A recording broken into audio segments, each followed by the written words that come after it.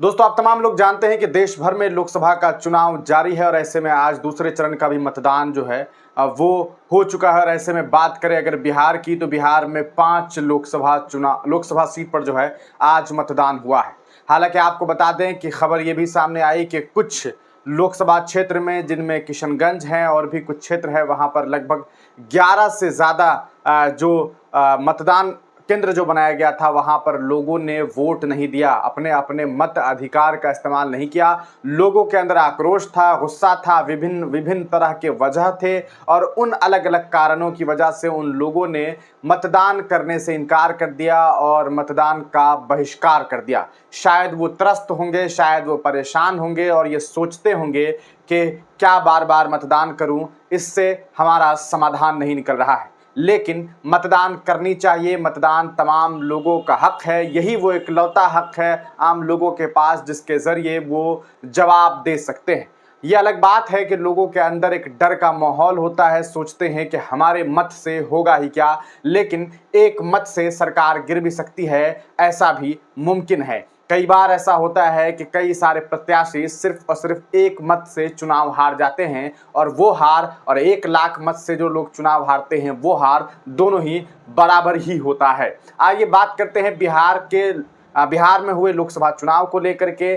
2 मुख्य सीट है जो काफी चर्चा में है। पहली सीट की अगर बात करें तो वो है पूर्णिया की सीट। पूर्णिया से आप तमाम लोग जानते हैं कि पप्पू यादव काफ़ी चर्चे में थे, काफ़ी चर्चे में रहे। न सिर्फ पूर्णिया में, न सिर्फ बिहार में, बल्कि देश भर में उनकी चर्चाएं हुई। उनके चर्चा में आने की वजह आप तमाम लोग जानते हैं कि अपनी पार्टी का उन्होंने कांग्रेस में विलय किया, लेकिन कांग्रेस के द्वारा उन्हें टिकट नहीं मिल सका, क्योंकि ये बात कही जाती है कि तेजस्वी यादव और लालू परिवार ये नहीं चाहते थे कि पप्पू यादव को टिकट दिया जा सके और वो चुनाव जीत करके सदन का हिस्सा बन सके। कहीं ऐसा ना हो कि वो सदन का हिस्सा बने और आने वाले वक्त में वो यादवों के एक बड़े नेता के तौर पर उभर जाए। ये कयास लोगों के द्वारा लगाई जाती है और अक्सर ये बात कही जाती है, शायद इसी वजह से पप्पू यादव पर जो है लालू परिवार भरोसा नहीं जता पाता है।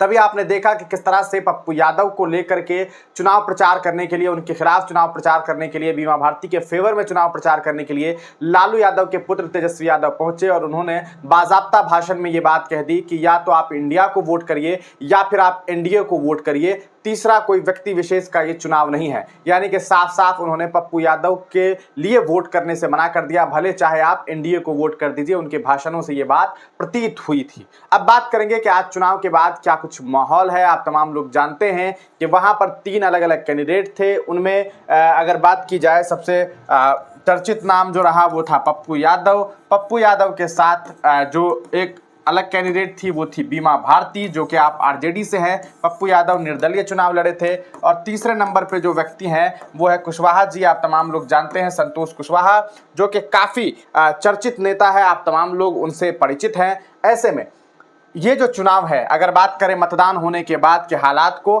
तो पप्पू यादव और संतोष जी के बीच में जो है वो आगे आने वाले वक्त में खेल दिखाई देने वाला है। यानी कि अब तो चुनाव हो चुका है, लेकिन अब जो काउंटिंग होगी इसमें ये दोनों मुख्य धारा में रहेंगे। बीमा भारती जो है वो तीसरे नंबर पर पहुंच गई है, ऐसी खबरें सामने आ रही है। लोग जब मतदान करके आए हैं उसके बाद जो रुझान सामने आ रहा है, उससे ये बात प्रतीत हो रही है कि पप्पू यादव और संतोष कुशवाहा के बीच में जो है वो लड़ाई होगी और इन दोनों के बीच में ही जो है ये पूरा का पूरा मामला देखने को मिलेगा। और अब देखना यह है कि किस तरह से ये तमाम चीज़ें जो है वो होती है। अब सबसे बड़ी बात यह है कि अगर बात करें पप्पू यादव या फिर संतोष कुशवाहा, कौन जीतेगा चुनाव, अगर इसकी बात करेंगे तो सबसे पहले हम आपको बता दें दोस्तों, चूंकि पूर्णिया जो सीट है वहाँ मुस्लिम कैंडिडेट जो है, मुस्लिम जो मतदाता हैं वो काफ़ी ज़्यादा हैं, बहुत ज़्यादा है, कह सकते हैं काफ़ी आबादी है। और इस वजह से पप्पू यादव जो है वो, उनका जो वोट बैंक है उसमें मुस्लिम मतदाता जो है उन्होंने एक बहुत ज़्यादा कहा जा सकता है कि छलांग दिया होगा। और इस वजह से संतोष कुमार कुशवाहा जो है वो दूसरे नंबर पर रहेंगे। तीसरे नंबर पर कौन रहेंगे? बीमा भारती। अच्छा, क्यों रहेंगे? अब देखिए, मुस्लिम मतदाता जो है, सॉरी कैंडिडेट बार बार कह दे रहा हूं, मतदाता जो है वो पप्पू यादव पर जम करके भरोसा इस बार जताते हुए नजर आए हैं। दूसरी बात, यादव वोट बैंक में भी इन्होंने जो है, और यहाँ तक के जो यादव नेता लोग थे, जो कहा सकता है लालू परिवार के जो मानने वाले लोग थे, उनमें भी कई सारे लोगों में सेंधमारी जो है पप्पू यादव के समर्थकों ने कर दिया था। पप्पू यादव जो है वो यकीनन यहाँ से भी बहुत सारा वोट बैंक लेकर के आ गए हैं। इसी वजह से पप्पू यादव और संतोष कुशवाहा के बीच में क्यों लड़ाई है, क्योंकि संतोष कुशवाहा आप तमाम लोग जानते हैं एनडीए के प्रत्याशी हैं, और अगर वो एनडीए के प्रत्याशी हैं तो जितने भी बीजेपी सपोर्टर हैं, जितने भी जेडीयू सपोर्टर हैं, उन्होंने सीधा सीधा मत जो है संतोष कुमार कुशवाहा जी को दे दिया है। तो ऐसे में चूंकि संतोष कुमार जी आप तमाम लोग जानते हैं पहले से भी वो सदन के हिस्सेदार हैं, 2 मरतबा 2 टर्म वो जो है सांसद रह चुके हैं। 2 टर्म पिछले बार अगर बात करें आप देखिए कि लगभग 6,32,000 वोट इन्होंने प्राप्त किया था। तो ऐसे में संतोष कुशवाहा जी यहाँ से एक मजबूत कैंडिडेट के तौर पर है, आप उन्हें हल्के में नहीं ले सकते हैं। तो ये 2 लोग जो हैं, पहले नंबर पर पप्पू यादव, दूसरे नंबर पर संतोष जी। अब इन दोनों के बीच में लड़ाई है। मार्जिन जो है वो आप मान के चलिए 25,000 से है ना 45,000 के आसपास रह सकता है दोनों के बीच में। और ये बात कह देना कि पप्पू यादव वहां से चुनाव जीत रहे हैं, जल्दबाजी होगी। ऐसा इसलिए कह रहा हूं क्योंकि बीमा भारती ने पप्पू यादव का जो वोट था वो काटा है। पप्पू यादव ने बीमा भारती का वोट नहीं काटा है, बीमा भारती ने पप्पू यादव का वोट काट दिया है। और इस वजह से दोनों के बीच में लड़ाई होने वाली है, यानी कि संतोष कुशवाहा के बीच में और पप्पू यादव के बीच में। अब देखना यह है कि इन दोनों में से कौन जो है वो सीट निकालते हैं वहां से और किन की जीत सुनिश्चित होती है। अब दूसरे लोकसभा सीट की बात करेंगे, उसमें आप लोग क्या सोचते हैं आप बता सकते हैं, पप्पू यादव जीत रहे हैं या फिर संतोष जी, अपनी राय आप कमेंट सेक्शन में दे सकते हैं।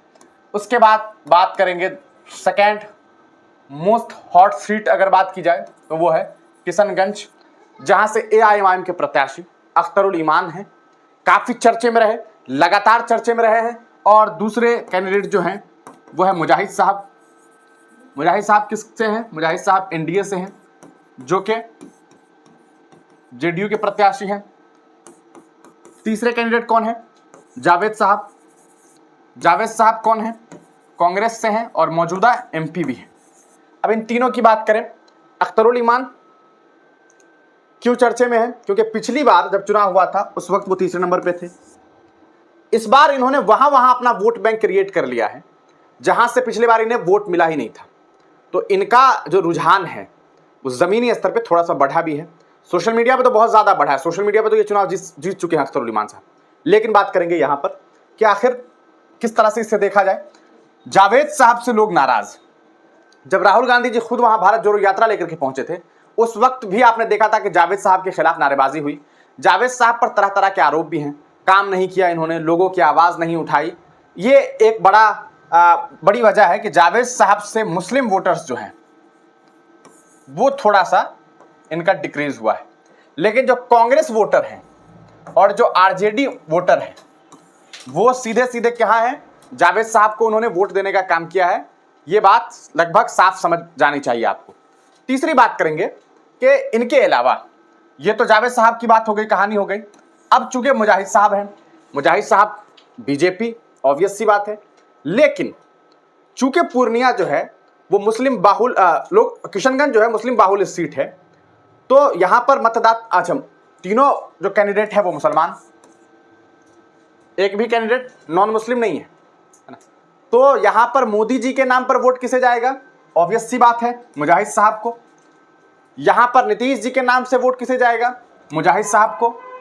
तो ऐसे में कांग्रेस वाले और राजद वाले किधर जा रहे हैं? जावेद साहब की तरफ। लेकिन मुस्लिम कैंडिडेट के तौर पर अगर आप देखें, क्योंकि एआईएमआईएम की जो एक सोच है, वैसे तो वो सेकुलर सोच की पार्टी है, लेकिन एज एक मुस्लिम रिप्रेजेंटेटिव के तौर पर भी एआईएमआईएम को देखा जा रहा है।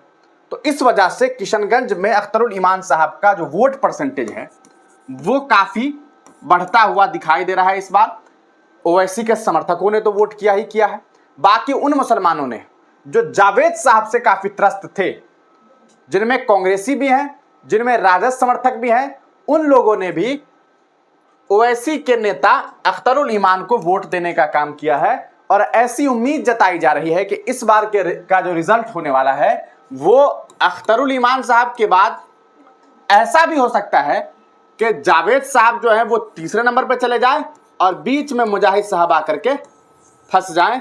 ये एक रिजल्ट बनने की संभावना जो है वो दिखाई दे रही है। बाकी अभी चूंकि चुनाव हुआ है, 1-2 दिन और माहौल को जांचने में, परखने में अंदाजा होगा।